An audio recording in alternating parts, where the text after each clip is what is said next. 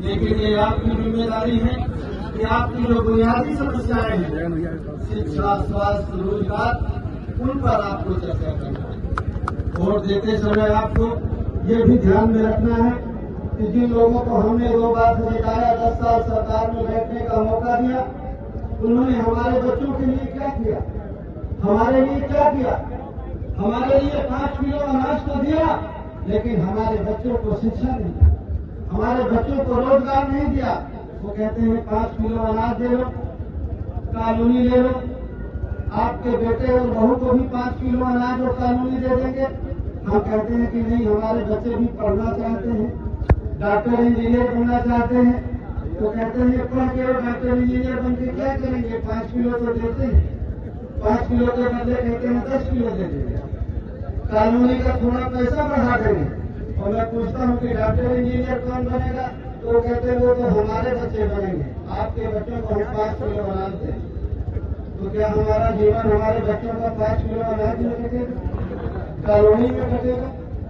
आप नहीं चाहते कि हमारा बेटा और बेटी पढ़ करके डॉक्टर इंजीनियर बने, सिविल सर्विस में जाए, माँ बाप का नाम रोशन करे, अपना नाम रोशन करे, देश का नाम रोशन करे?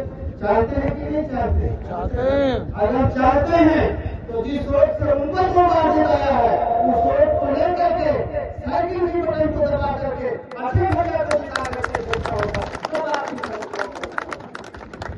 और अगर उनको जिताएंगे तो 5 किलो मिलेगा और कुछ नहीं। और कहेंगे कि हम 2047 में भारत को विकासशील देश बनाएंगे। तो जो हमारे नौजवान बच्चे भी नीचे बैठे रहते हैं मंच में, वो खूब ताली बजाते हैं 47 की आशा में। 23 साल बाद, 23 साल बाद हमको वो जलेबी खिलाएंगे तो हमें बहुत अच्छी लगेगी। तो आज ही मुंह में पानी आ जाता है तो ताली बजाते हैं बड़ी जोर जोर। अरे 23 साल बाद हम रहेंगे कि नहीं रहेंगे इसका कोई पता है? आप में से कितने लोग रहेंगे? जितने हमारे सब देखभाल वाले हैं, तो 47 में कौन रहेगा, कौन नहीं रहेगा? 47 को किसने देखा है? आज वो क्या कर रहे हैं हमारे लिए, इसकी बात नहीं करते। कहते हैं 47 में हम आपको विकास के रास्ते पर ले जाएंगे। 23 साल बाद का हमें सपना दिखाते हैं।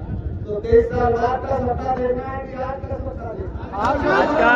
हमारी समस्याओं का समाधान होना चाहिए कि कल होना चाहिए। और देखिए, एक बात मैं हमेशा आपसे कहता हूँ अक्सर, कि पुराने जमाने में राजा का बेटा राजा होता, अब राजा का बेटा राजा नहीं होता, जिसको ज्यादा वोट मिल जाते हैं वो राजा बनता। सही है कि गलत?